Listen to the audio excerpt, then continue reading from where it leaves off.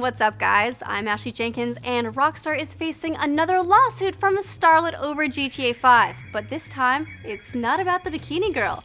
Karen Gravano, daughter of retired Gambino crime family underboss Salvatore Sammy the Bull Gravano, claims Rockstar has ripped off her likeness and life story for their burial mission.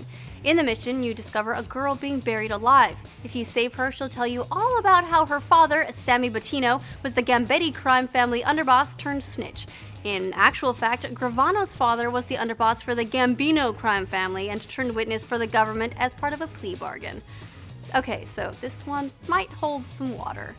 According to this suit, notwithstanding the fact that plaintiff has the utmost respect for the writers and creators of the Grand Theft Auto V video game, her story is unique and is hers to tell. Gravano, who appeared on the first 3 seasons of the Mob Wives TV show, is seeking $40 million in this suit, $20 million in compensation and an additional $20 million in punitive damages. Rockstar has declined to comment on the grounds that it's a legal matter. Next, Notch has announced that Minecraft has passed 100 million registered accounts for the original PC version of the game. Registration is required to play the free demo, and 14.3% of those demos go on to pay for the full version. And this doesn't even begin to include all the accounts on the other versions of the game.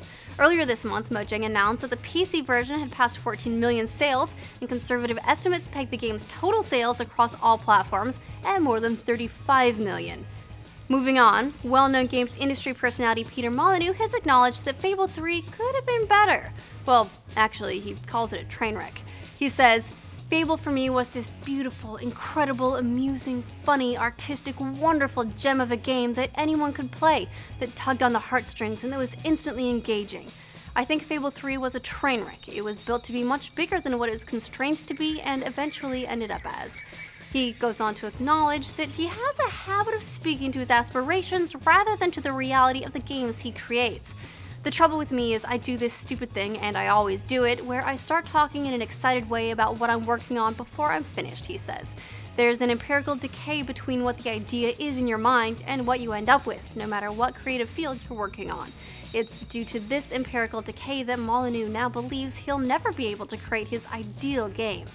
Molyneux first made a name for himself with the god game Populous and followed on that success with 1997's Dungeon Keeper, the Black and White games, and the Fable series. He left his studio, Lionhead Entertainment, following the release of 2012's Fable spin-off for Kinect, Fable: The Journey, to focus on making smaller, riskier titles. His last, Curiosity, had gamers chipping away at a block together to discover what lay inside, and he's currently working on Goddess, a spiritual successor to the original Populous.